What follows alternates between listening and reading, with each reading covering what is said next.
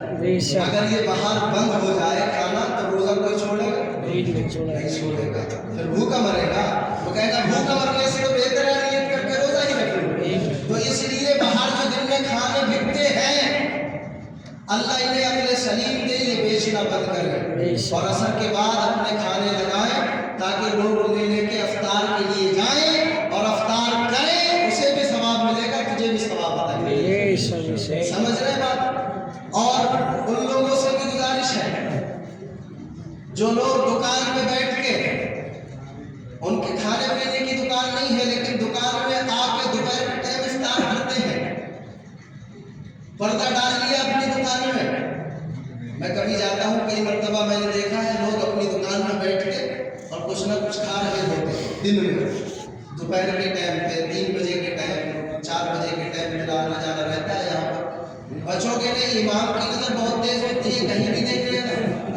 अगर तुम सोचोगे इमाम साहब से बच जाएंगे, कोई बात नहीं, मुझसे तो बच जाओगे, लेकिन अल्लाह से कैसे बचोगे? सही बात। और ये जो 2 किरामत कातिबीन तुम्हारे कांधे पे बैठे हैं, इनसे कैसे बचोगे?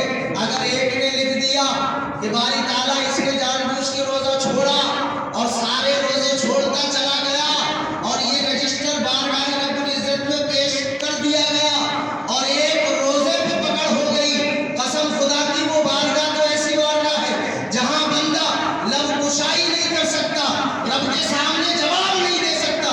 बताओ एक रोजे का जवाब कैसे दोगे?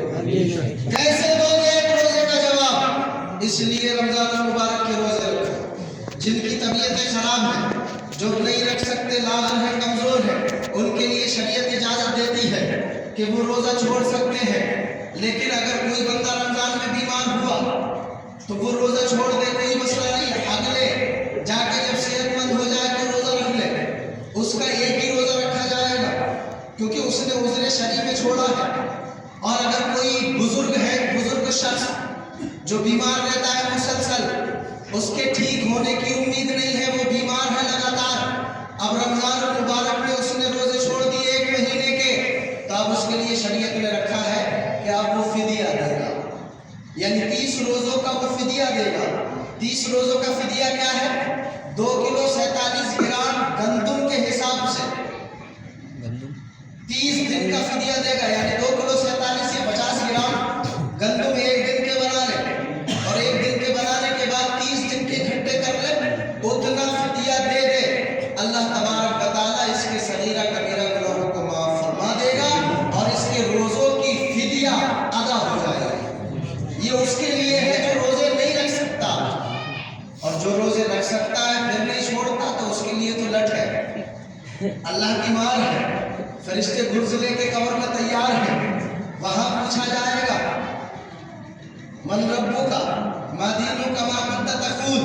अगर रोजे रखे होंगे तो तीनों जवाब दे दोगे, अगर रोजे नहीं रखे, नमाज नहीं पढ़ी, अय्याशी की, मक्कारी की, तो तीनों जवाब तुमसे नहीं दिए जाएंगे, क्योंकि मौत की हैबत ही इतनी होती है कि बंदा एक बार जब मरता है और गुनहगार मरता है, उसकी रूह जब मलकुल मौत निकालते हैं तो ऐसे निकालते हैं जैसे एक रेशमी कपड़ा धारोदार कांटेदार दरख्त पे डाल के जब कपड़ा खींचा जाता है तो वो कपड़ा तार तार हो जाता है, ऐसे ही एक गुनाहे कबीरा करने वाले बंदे की रूह निकाली जाती है। तो ऐसे ही निकाली जाती है कि उसकी हर हड्डी में दर्द होता है, हर गोश्त के लोथड़े में दर्द होता है।